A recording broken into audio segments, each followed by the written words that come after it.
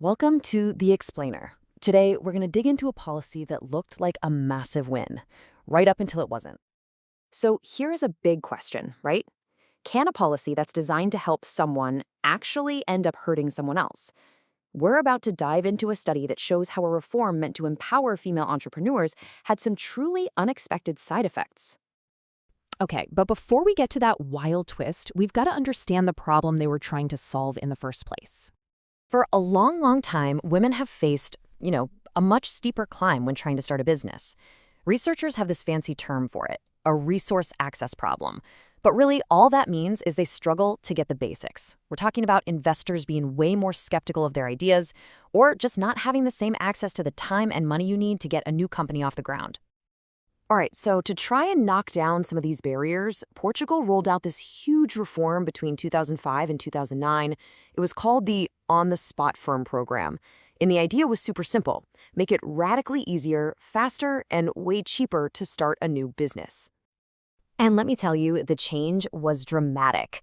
The whole process of registering a business went from taking, almost 2 months, all the way down to less than an hour. And the cost, it just plummeted from thousands of euros to a few hundred. I mean, they basically just demolished those old barriers to entry. So, here's the million-dollar question. Did it work? Did this massive policy shift actually do what it was supposed to do and help more people, especially women, start their own companies? Well, on the surface, the answer was a huge, resounding yes. The policy definitely created a boom in new businesses for everybody, but you can see the effect was way, way stronger for women, which was exactly the group that had faced the biggest hurdles to begin with. And if you want to put a number on that success, get this. After the reform, a woman's probability of becoming an entrepreneur shot up by 40%. 40! It looked like a textbook win for closing the gender gap in business creation. A perfect success story.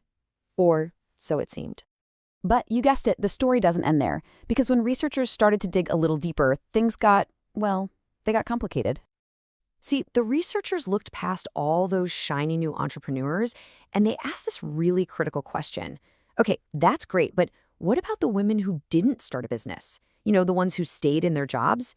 And this is where they found something nobody saw coming.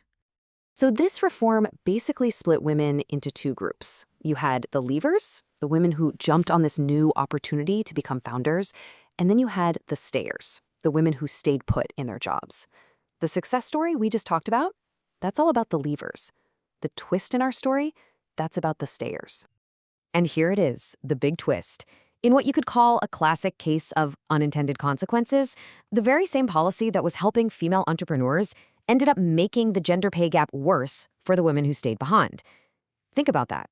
A policy designed to fix one kind of inequality accidentally fueled another. And we're not talking about a tiny statistical blip here.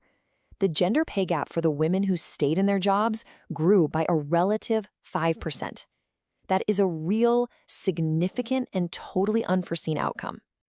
So that brings us to the real puzzle at the heart of this research. How on earth could helping one group of women end up hurting the wages of another? Well, the study suggests there's a pretty powerful chain reaction at play. Okay, so here's what the researchers think happened. It was like a chain reaction. The reform made it easier for women, especially talented managers, to leave their jobs and start their own thing. For the women who stayed, that meant losing their peers, their mentors, their role models. Their internal support systems basically started to crumble, and right along with it, so did their collective power inside the company. Yeah, this exodus of female talent created a kind of domino effect. With fewer women colleagues, especially in management roles, it got a lot harder for the remaining women to, say, form coalitions to push for better policies, or even just find a mentor to guide them. The researchers argue that all of this led to a drop in their influence, their bargaining power, and even their chances for promotion, which ultimately hit them where it hurts most, their paycheck. So, what's the big takeaway from all this? I mean, this single study out of Portugal has a pretty critical warning for anyone, anywhere, who's trying to solve really complex problems like gender inequality. And this is really the core idea, what the paper calls the double-edged sword effect. A policy can look like a clear win for the group it's trying to help, while at the same time creating these negative ripple effects for other people in the system. It just goes to show how deeply interconnected all these issues really are.